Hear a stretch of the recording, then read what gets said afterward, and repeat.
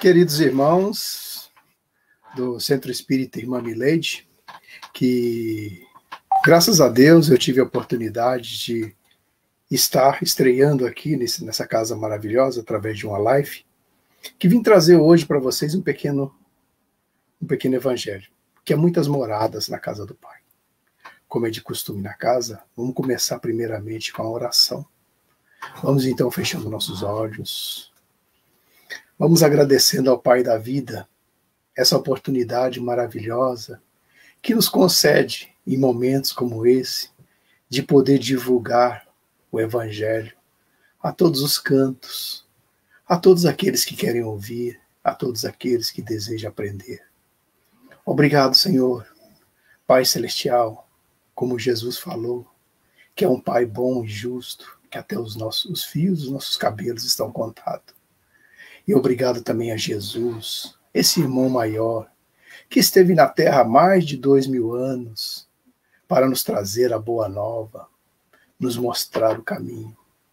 E que hoje vamos falar um pouquinho desse caminho de Jesus. Vamos comentar um pouquinho sobre o que ele deixou para nós. Obrigado, Jesus.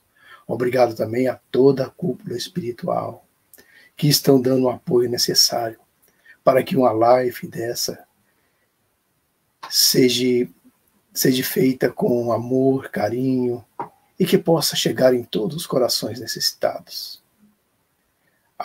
Durante o dia, para quem acessar o dia, ou à noite, ou à tarde, e estejamos sempre acolhidos nesse momento maravilhoso, dessa palestra, desse momento. E que assim seja, Senhor. Graças a Deus. Boa noite, então. O meu nome é Fernando Silveira Rodrigues.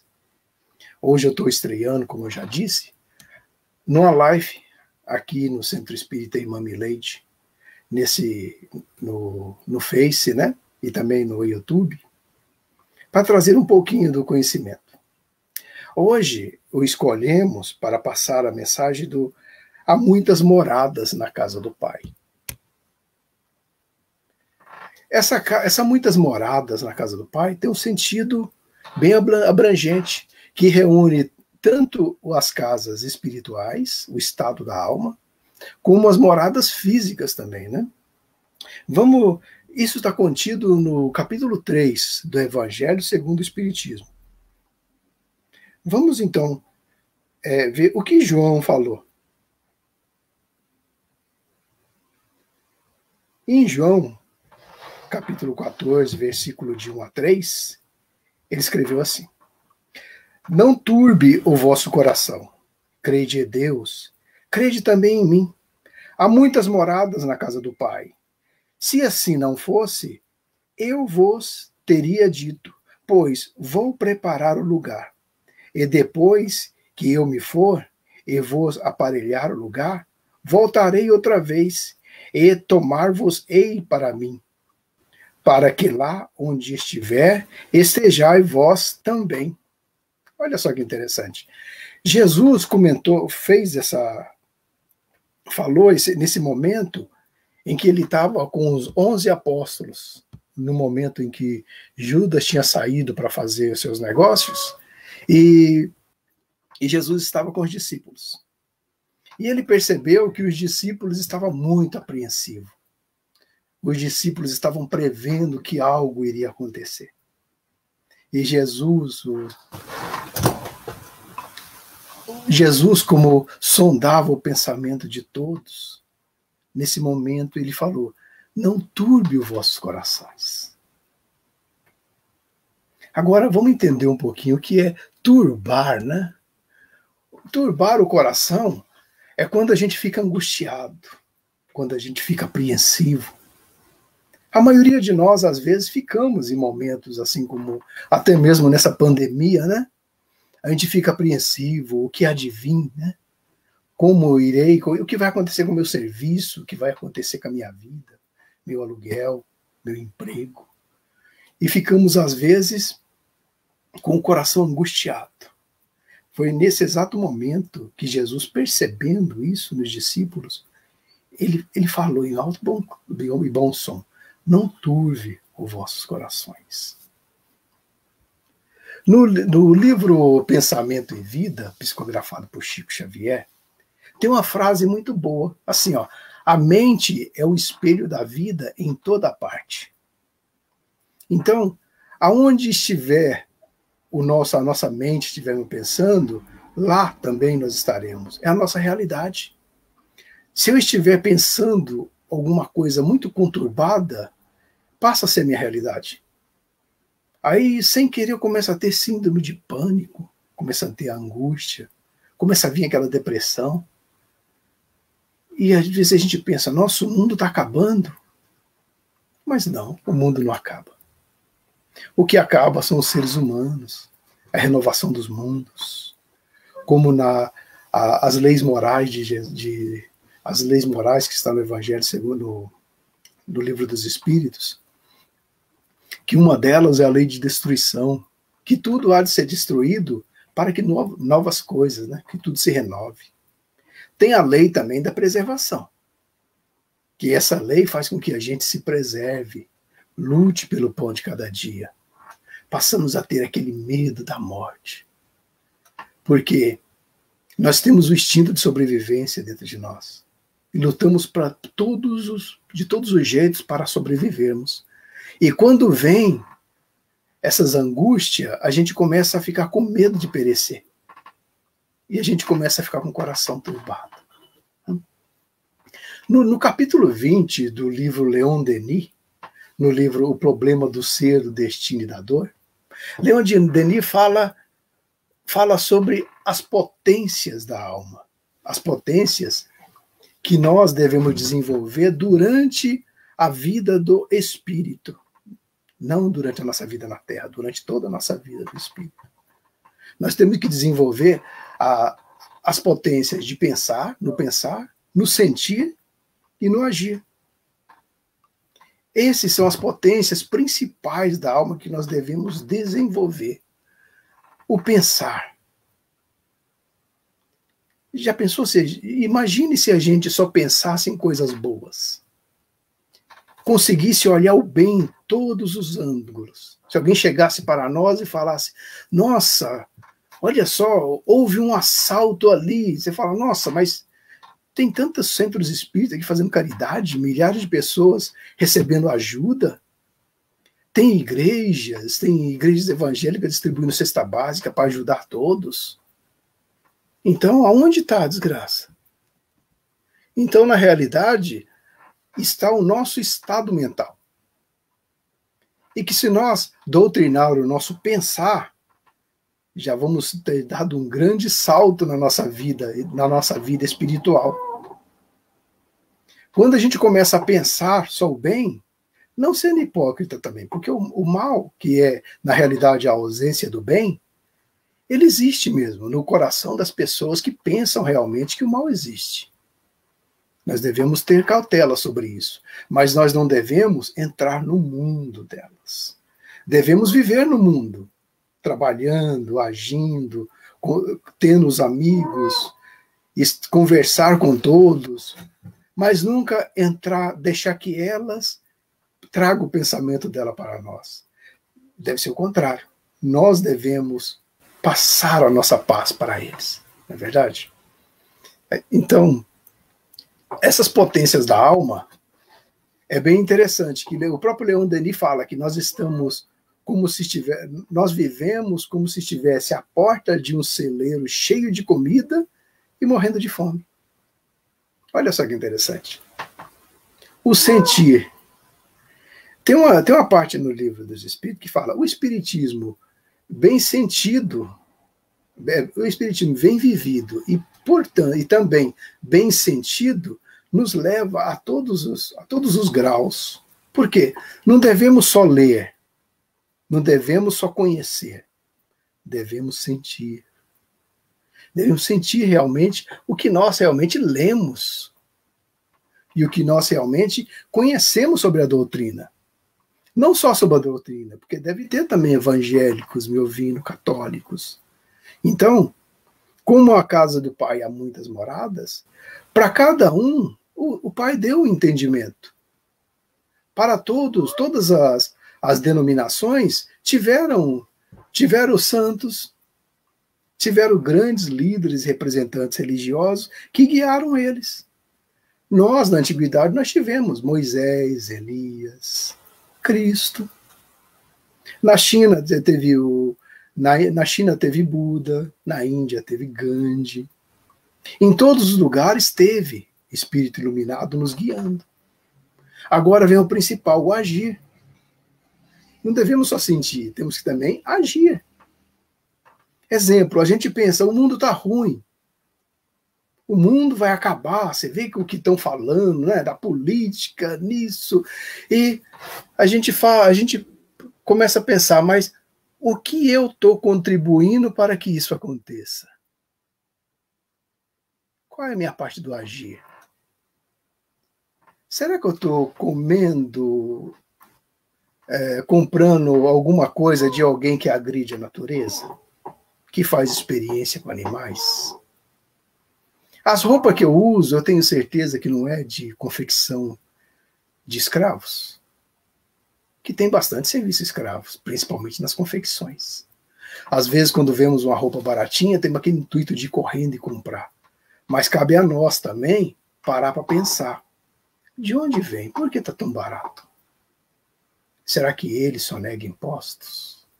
Será que ele importa pessoas dos outro canto do mundo para trabalhar como escravo e não precisa pagar? É isso que devemos fazer. Nós devemos também agir no bem. Não é simplesmente reclamar. Porque reclamar fica muito cômodo. E também tem as outras partes do celeiro. O celeiro à nossa frente está vasto. Nós temos muita oportunidade para nós progredirmos. Mas, às vezes, nós ficamos parados na porta reclamando. É isso. No livro Vinha de Luz, no capítulo 133, fala também das casas espirituais. Aonde nós estamos realmente situados. É bem interessante. Eu convido vocês a assistir, a ler essa parte do capítulo 33 do Vinha de Luz. Fala exatamente sobre isso que eu estou falando hoje, sobre as nossas casas mentais. Aonde realmente eu estou situado? Eu estou realmente na minha casa? A minha casa física, eu estou lá mesmo? Ou é só o meu corpo que está lá e eu estou em algum lugar? Na casa espírita que eu estou? Ou na casa evangélica? Na minha denominação religiosa? Quando eu sento para assistir uma palestra, uma pregação, eu realmente estou lá? Eu estou só cumprindo um ritual? É isso que nós devemos pensar. Esse é que é o agir que Leon Denis falou no livro O Problema do Ser, do Destino e da Dor. E também, muito menos, que nós devemos frisar constantemente é na leitura da codificação. Principalmente no livro O Livro dos Espíritos. No Livro dos Espíritos já começa assim de uma forma bem interessante, que já fala o que é Deus. O que é Deus? Depois fala sobre os atributos da divindade. Nessa mesma parte do capítulo 3 do livro do Evangelho segundo o Espiritismo, está bem explícito que na casa do Pai há muitas moradas. Fala assim, que a casa do Pai é o espaço. E as moradas são os planetas que nesse espaço circundam. E que cada planeta tem os povos de acordo com a sua vibração mental, ou de acordo com o seu merecimento, ou de acordo com o seu amadurecimento espiritual. Porque, às vezes, algumas religiões falam em castigo, mas na realidade não existe o castigo. Né? Porque o que faz com que nós ficamos na Terra, que ainda é um planeta primitivo, porque nós realmente ainda somos primitivos. Né? No livro Céu e Inferno, voltando aos estudos, primeiro o Evangelho, o Livro dos Espíritos, o Livro dos Médiuns, Céu e Inferno. o Evangelho segundo o Espiritismo. Depois tem obras póstumas, tem as revistas espíritas, tem as viagens de Kardec. Mas vamos nos atentar no livro Céu e Inferno. O livro Céu e Inferno, ele nos mostra claramente o estado mental de cada criatura.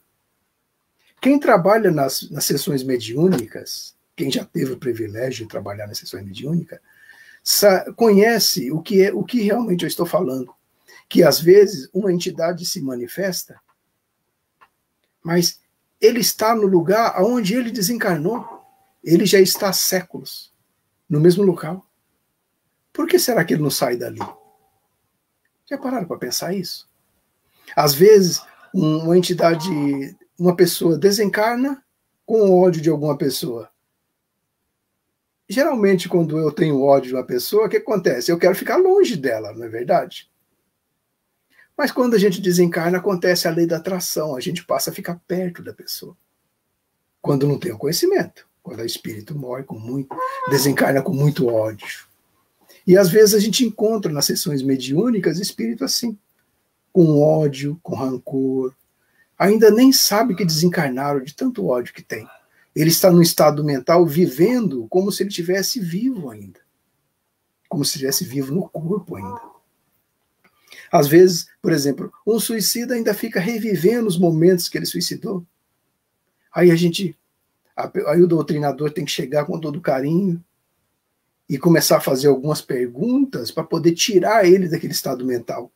Fazer ele parar para pensar. Me aconteceu uma vez um caso bem interessante de um espírito que estava junto de outra pessoa, e ele foi trazido a mim através do médium, né? E o espírito pegava e falava assim, não, ele me matou porque foi por pouca coisa. E aí eu peguei e perguntei para ele, mas talvez isso pode ter acontecido, porque ele estava com muito ódio de Deus. Ele falando que Deus era injusto. Aí eu falei, mas Deus é justo e bom.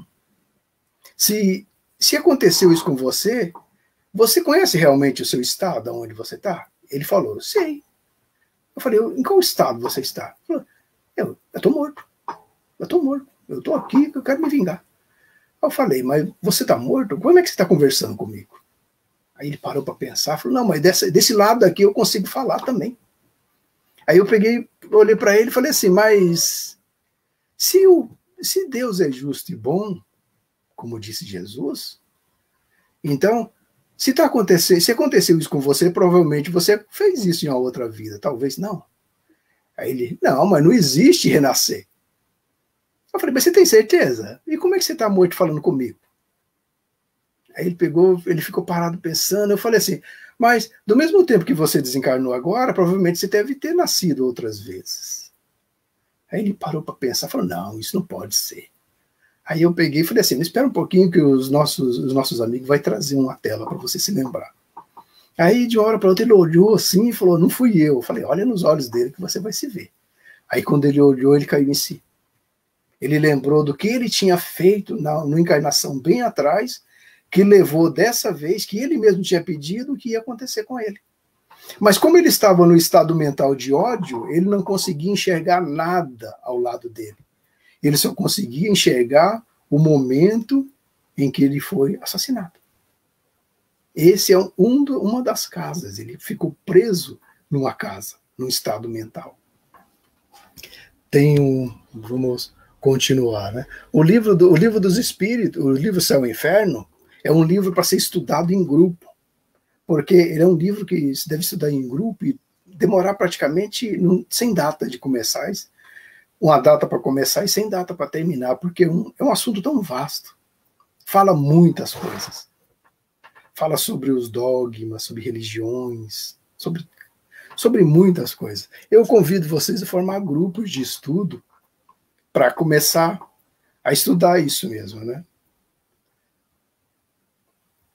E no livro dos Espíritos fala bem interessante sobre os mundos, sobre as denominações dos mundos. Existem 7 mundos, 7 estados de mundos, né? Tem os mundos inferiores, são aqueles que a existência é totalmente material. e a vida moralmente é quase nula. Uma vida praticamente selvagem. Depois vem o mundo intermediário.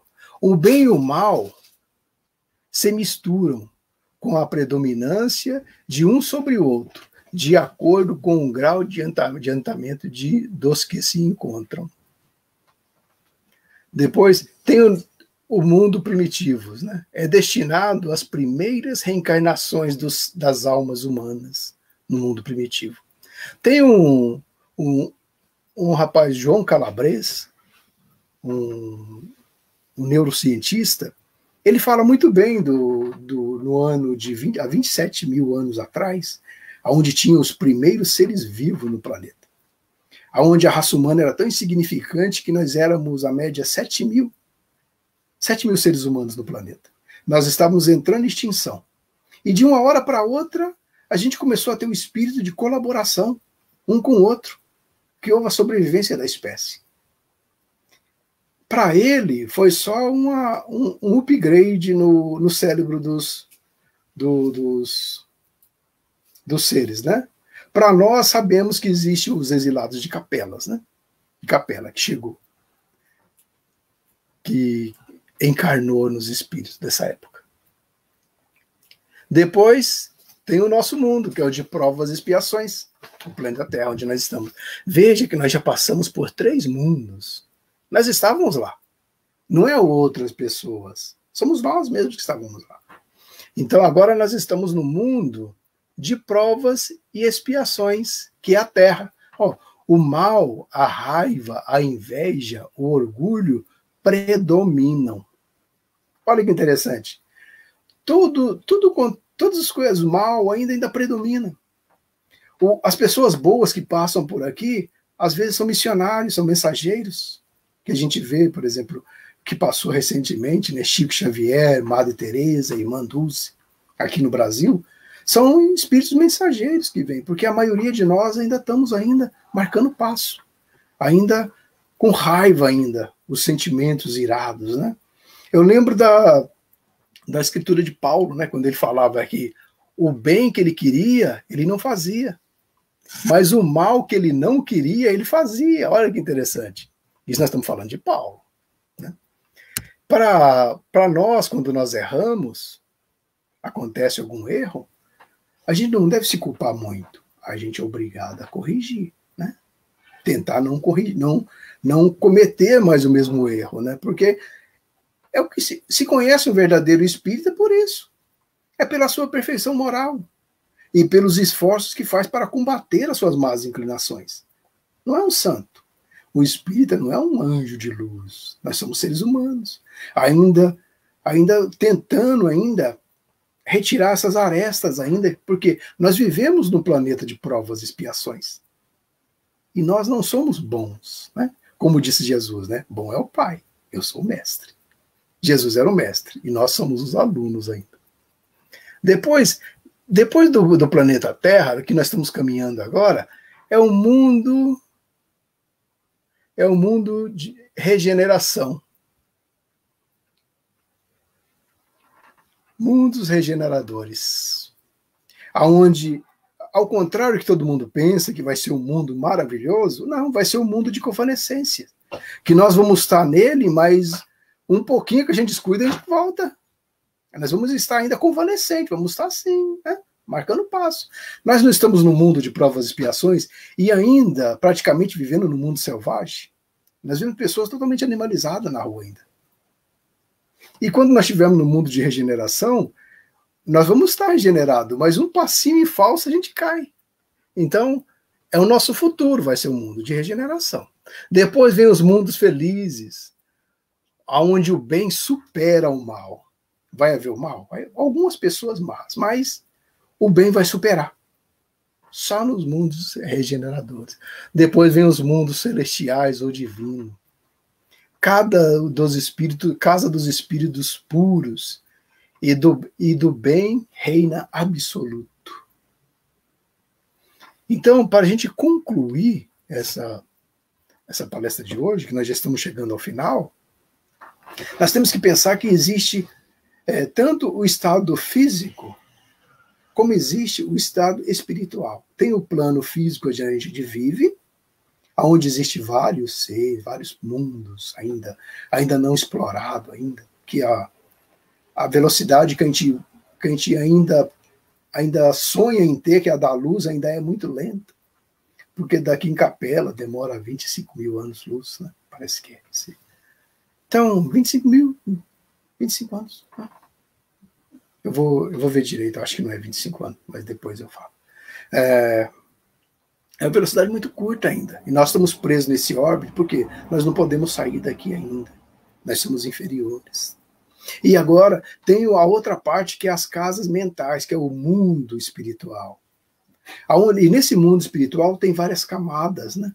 Tem o plano espiritual, o plano terreno que a gente vive, tem o mundo dos espíritos, e o interessante é que nesse mundo dos espíritos existe várias camadas. E cada um, quando desencarna, vai para aquela camada, né, para aquele plano mental, onde ele se familiariza mais. Olha só que interessante. Então, o ideal mesmo, para a gente chegar na conclusão do estudo, é que a gente começar a parar para pensar. Né? Fazer o que São Francisco de Assis fazia.